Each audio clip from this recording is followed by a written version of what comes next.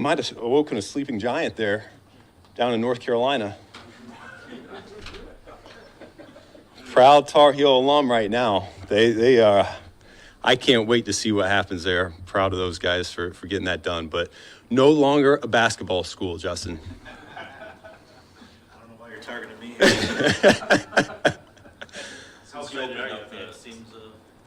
Since you opened up the line of questioning, were you contacted by the school at all? No, I wasn't. You weren't consulted on the Belichick hire? I was not. But I am happy for it.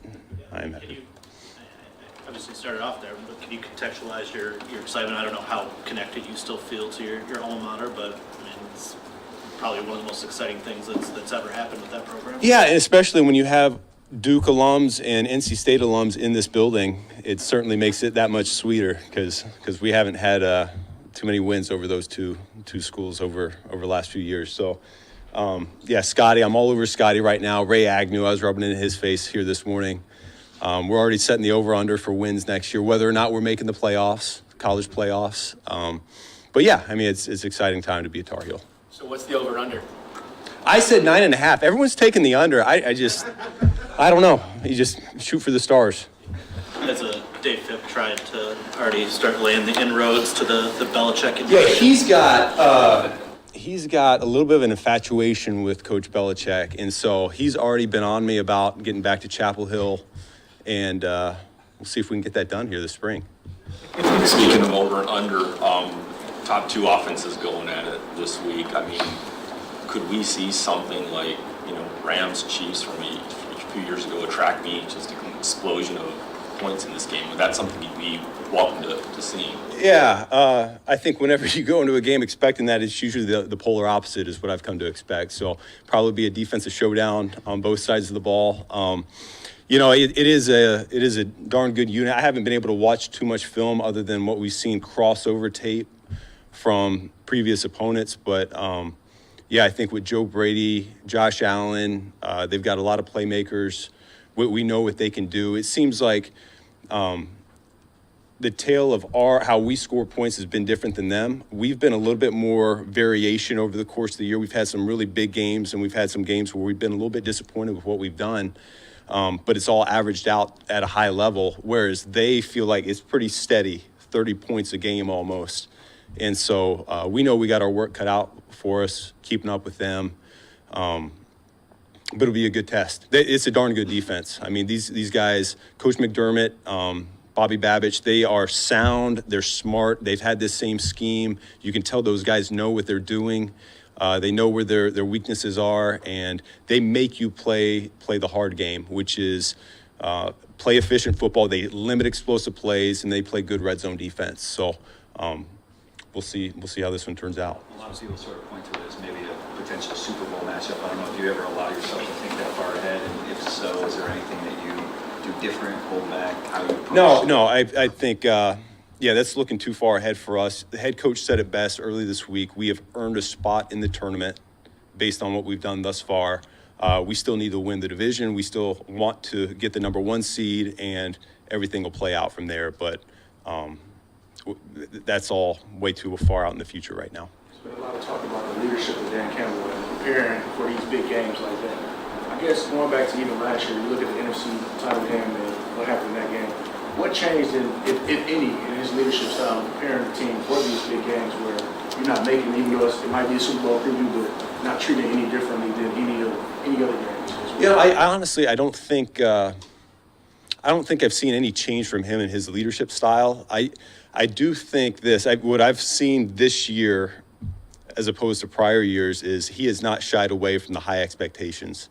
And, for a guy that really hasn't been in this position before, I cringe a little bit just looking at it and seeing it all take place. But now, as I'm watching it unfold, I'm like, man, it was a beautiful thing because our guys, he knows who they are, what they're made of, and they've really risen to the challenge up to this point of the season. And they love having the target on their back. We know we're getting everybody's best shot right now.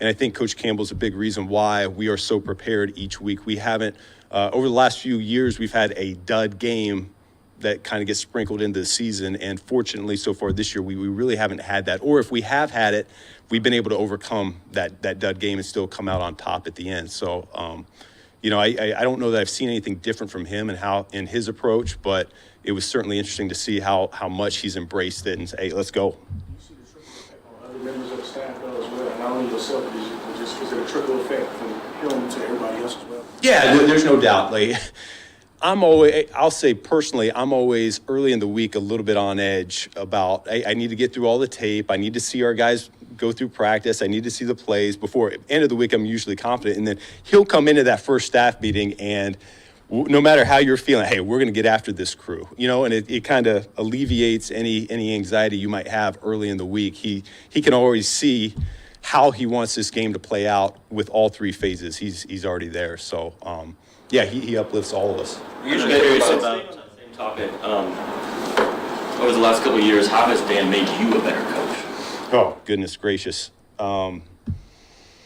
That's a hard one to reflect on at the moment because that's a very deep question. I think when you look at Dan Campbell, you're really you see a guy who's very comfortable in his own skin. He's not afraid. I mean, you take last week as an example. He's not afraid to go away from the norm and deal with the consequences, good or bad, from it.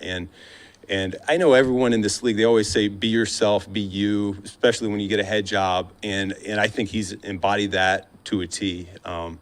He uplifts everybody on that staff when everyone's kind of in a little bit of a funk. We're mid-season. It might be a case of the Mondays early in the week, and he knows how to bring us up. And then when we're feeling ourselves, he also knows how to press the right button so that we feel that rock in our shoe as well. So, as far as it has impacted me, that's a very deep question and one I would like to give more thought to. Carlos's question earlier about being a shootout. Dan said, I think maybe after the Green Bay game, that this was a game we knew we had to lean on our offense a little bit more. I don't know how expansive that is with like fourth down decisions and whatnot, but when you're going out there, you say you're trying to score a touchdown every time. How does that mindset change when Dan says something like that? I don't know, in the game planning process where you feel like the onus is a little bit more on your group to execute? Listen, we have set the bar really high, springtime and in training camp, and our guys don't bat an eye. I mean, I just came from a walkthrough where we see a guy in blitz pickup make a mistake and how disappointed he is with himself. We get the repeat and we get it right and we keep moving. So our guys are trained at this point right now to set the bar super high. They know what the expectations are going into this thing. So, yeah. Been a productive player in this league, but dealt with some injuries. I'm just curious what you've seen from him in his return and what challenges there. He's one of the many guys on that defense that's been there for a long time, and he knows it inside and out. Really good coverage player from the running back position out of the backfield. He covers those guys up. Great blitzer. He knows exactly where to be. He reads the quarterback's eyes, and so smart, instinctive, and there's certainly a better unit when he's out there. We saw Stafford and those receivers gash the Bills secondary pretty good last week. I assume you've watched some of that. Just from your perspective, what did they do schematically that they worked so well against the Bills defense? Yeah, I think the tail of the tape was how good they were on third down. I think at one point they were 9-10, and they finished the game well over 50%, maybe 11 for 15, something like that. They were extremely good on third down, and I think that's what helped them extend the drives and end up coming out on top. I mean, this unit is really good at forcing negative runs, 0-yard gains, putting you behind the sticks, making you earn it the hard way. And so they found a way to keep it going there on third down. And it was a combination of the primary receiver getting open, it was beating man coverage, it was Stafford extending the play and making some plays in street ball more mentality. And so our guy, we just watched all those third downs back to back to back, and our guys understand what the task is at hand. Goff said yesterday he was, he's learned to look at the game differently from, working with you and your readings and such. But, coming from the Rams in that situation and then Anthony Lynn and that difficulty transitioning to you, what was the challenge for you to get him on the same page with you and to get him to see the game the way you see it and have a collaboration? Now that he's an MVP candidate too. Yeah, it's well, I mean, first of all, I had to understand where he was at, and so that was it's just spending a lot of time together. It's talking through what he understood about their system that he was so comfortable in LA, both from a concept standpoint, but also protections as well, because that's really where he's made the most growth, is being able to identify where the issues are, change the slide, throw hot if necessary. And so it's really been, Carlos, more time on task together. And now it's going into year 3, and we're very comfortable with why we're calling plays, what the issues are.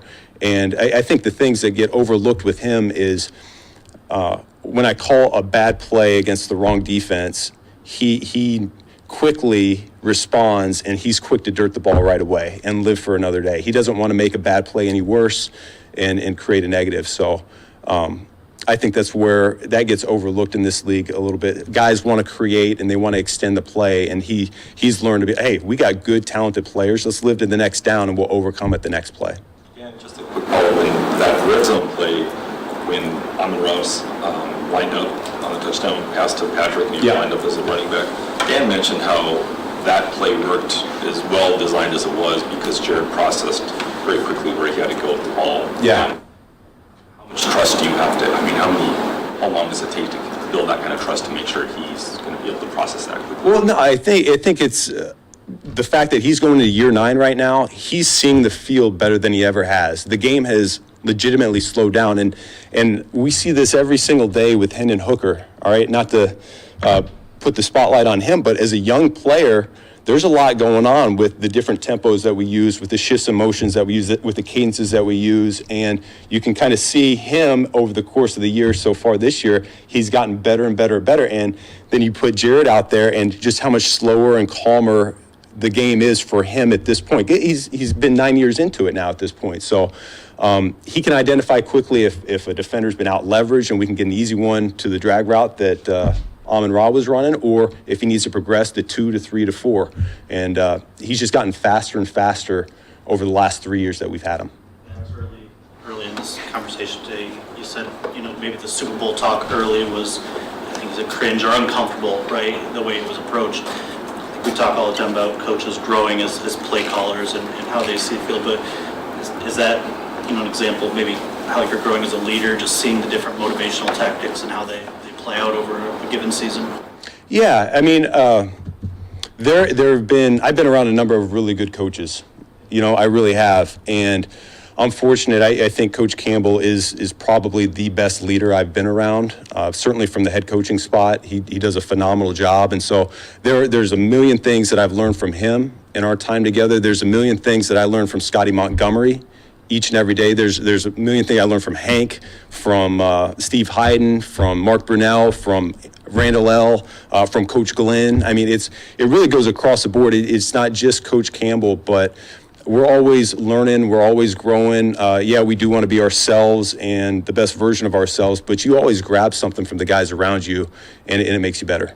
How do you approach including Jared as a collaborator or like a co-owner even of the offense?